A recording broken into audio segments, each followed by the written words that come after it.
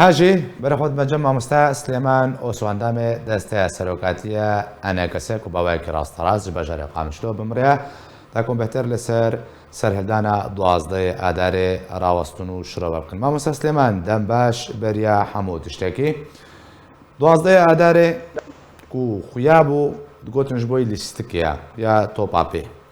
لێ ڕاستیاوێ پیلانی چ بوو چاوە پیلان لە دژی کوردان هاتە داڕشتن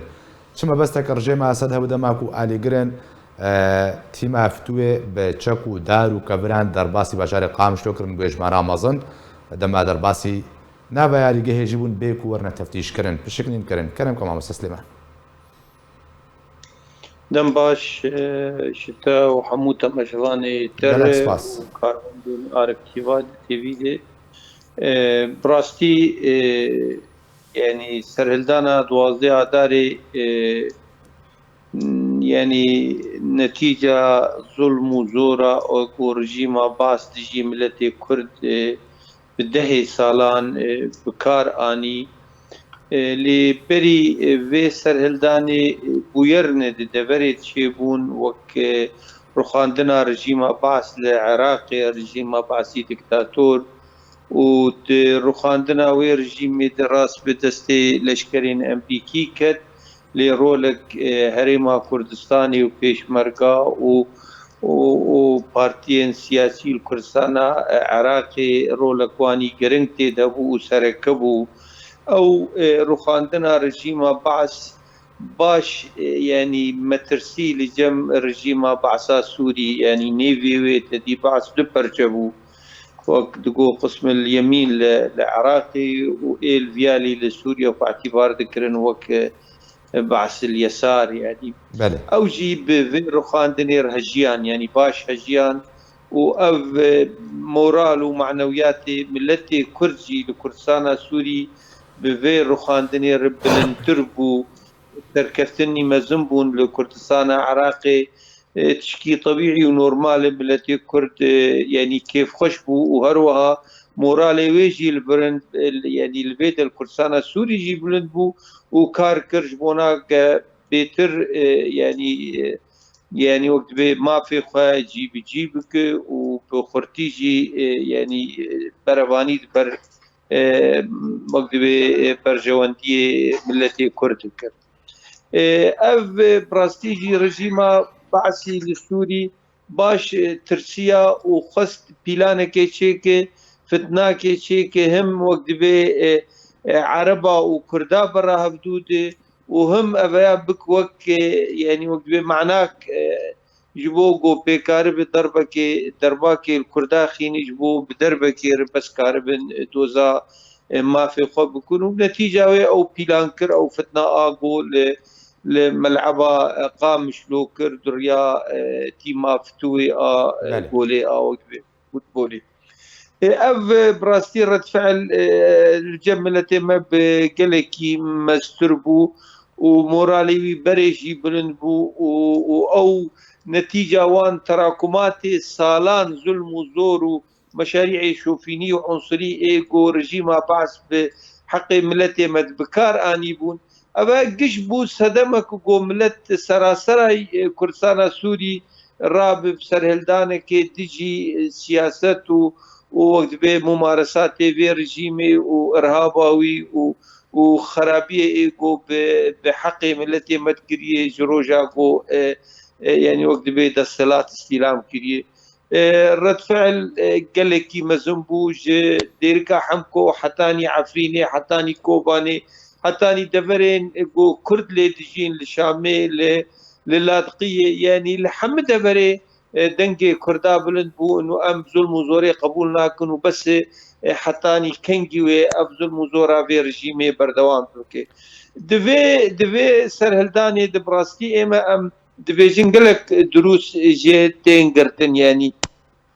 يكي جي درسي جرينك جوجي تنقرتن يكيتيا ملتي كرد للسراسرة كردستان سوري يعني اب يكيتيك براستي ببيك هات وقالك ابا بوك سمبوليك مر ام وك بارتيين سياسي وك شخصيات جواكا سيفيل يعني ام شخور بكن سمبولك وام كاربن فعلا في كيتي دحمي يعني دحمد توقيتات دحمي دمادة ام بجيبين باشا مامۆستا سلێمان الفێدەرێ ئەزێ بەحسا پیلانە ڕژێمە ئەسد تەبخۆگۆک و پیلانێک و ڕژێمە ئەسد دخواست کوردان چاوتەرسانی بکێ دەربەکەلا بکێ ڕژێمە ئەسد پیلانە خۆدا سەرکەت راپەرینا 2004دا نا ام دبين شخو ام دبين سر نكت رد فعل قلكي مستر بو وان تصور انه بموضوع ملعبي وكاربن ملت قمع بكن يعني قام شلو بترسين معناتها حمد برين كردي يعني هاتن ترساندن ونما كارن دنجي خبلن بكن ام دبين نبس يعني رد فعل ملتي كرد مزنبو يعني نبس هما الهندري كردستان سوري يعني خلقي مي ملتي مي ايجا جدرفة دجين وقت بمغتربين كرد جدرفة او جي خبيشندانا رابون لدبرين اوروبا ولحمد دبرين كرد لهني هروها السهرسي برشي كردستاني دنجي او جي براستي يعني جي اسباسيي جو ملتي ما لحمو باجارين كردستاني تشل كردستانا تركي بي تشلا عراقي بي تشلا ايراني بي او جيب خبيشن دانا رابون وبشكيري جملتي كردره وقوت الناش ظلم وزورا اغو وبشتنا اغو حقي ملتي كرد لكردستانا سوري يعني تيكرن اف يعني وقت ما قو يكيتيك هات بكار انين دا او تشتي جورجيمي دخست يعني شعبي ملت بشكينه عكسي للرجيم بقريا رجيم ما مستسلمان بود زي شكالا خو يعني او برسيار نما زاني بو ويتشاوا ما مستسلمان فردا بحثا كيتيه كوتاكر قال كرد دهام الشب وروجا كده نجها تشلو هجده مجميران وقت ابخو بحث كرج ديركي حتى عفرينه يقرت بو يك دن الين كردي كو باه 10 ساله للسر ويرا بنير درباس بوي حتى هان كاري ببنايك قال لي كرد دشلو 8 ساعات دبو يكدن تقوم تخوازن عبراجي ورقرن دروسا جبرش حتى انها الين كردي جويرا برينه وانا ورنقرتنا انا از دبيم وشغاق اورا برين بالاساس عفوي بورة فعل بول سر كريارين رجيمي وجبر فيها وي يعني دلي ملت هات بكار انين اجندات هرمي اجندات دولي تنبون يعني تفقرها ملت كرد هالوسطى ملت سري ويبو وجبر فيها وي او يكيتي بكار هات يعني بارتيين جو بلكي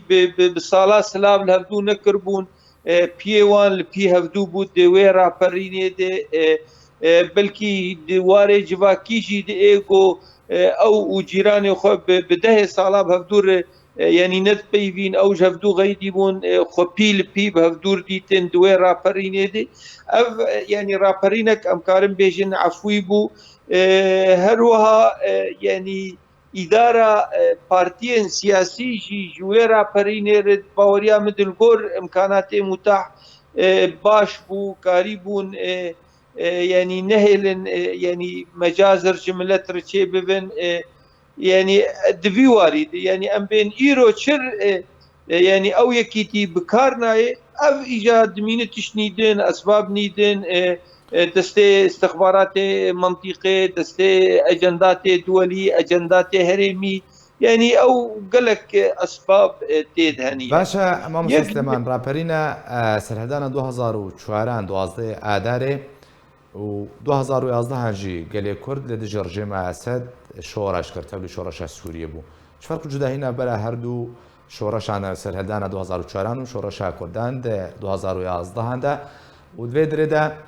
حتی چرا دیگه پشت 2011 رژیم کاری پیلان خو بجیب که کنی کاری بود 2004 ده بجیب که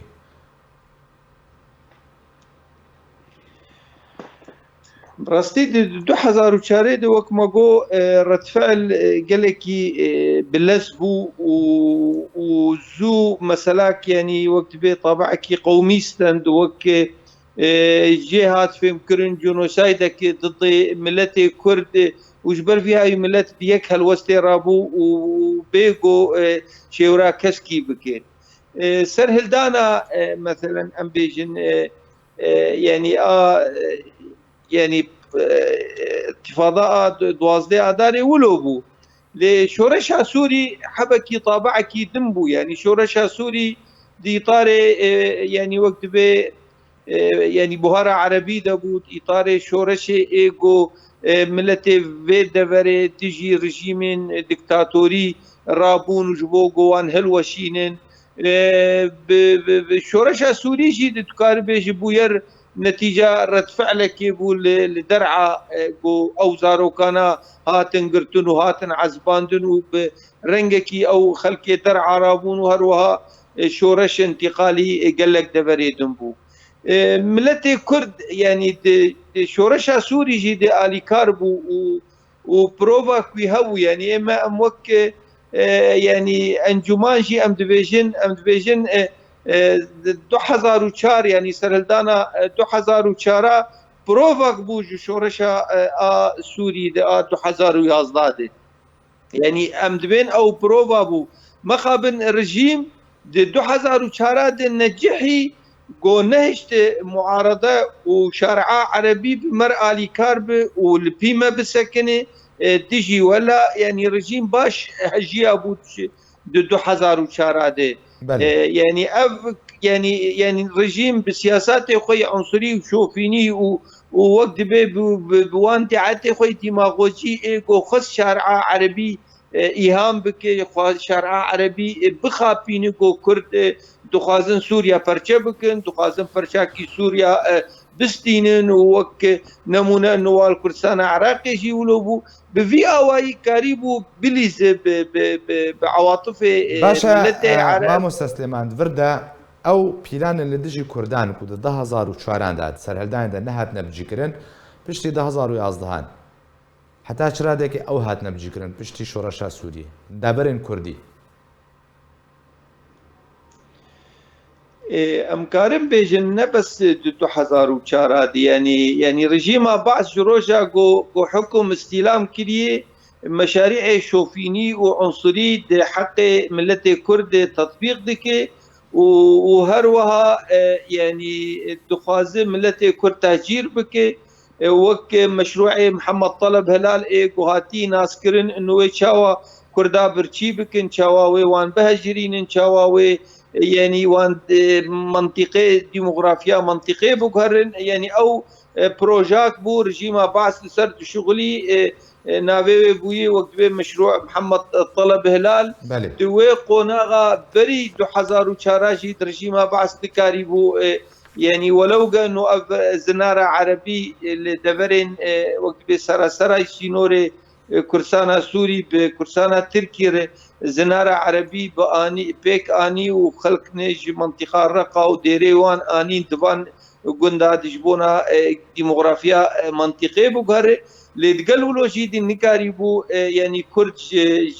قنديوان عرديوان خاكاوان هلوشينين او قندي قوانين او خلقي قانين مان كسني معزول يعني نكاريبون اندماج ببرانا بخلقي دفرير جبر يعني خلقي ما بجعبه كيلوان دنري انه بانا هاتني يجيبوا خاكاوان جوان بستينه يجيبوا ملكيوان جوان بستينه مخابن دفي قوناغا يعني شورشها سوري دي واف دمادريج يقوتير درباسبو يعني ملتي ما راستي قال لك زحمة يابو وقال لك سياسات وممارسات ايجود حقي ملتي ما دبكات كار انين يعني اف بلكي تشتيق بعث بدهي صالة او يعني بدمك دريج نكاري بو تطبيق بكرا ايرو يعني الدفرين ما بشكل او باخر تطبيق دبي خلكي ما يعني وقت دبي نزان انه كنجي او كار دكنج بونا فنابريك بوقت بقشتي شيء بالدوري منطقي ده ابشي نتيجه سياسات ايجو ايرو ممارسه بنت دوري مد سواء كل مناطق عفرين وسريكانيه وكريس فيش قبل وانفصل هذا او لفان مناطق بن سيطره فيدي وقسدي. بله جالكس باس جبوي مامستا سليمان او سو اندام دستيا سروكاتيا انجمن اجتماعيه كرد لسوريا وتمرابي جالكس باس.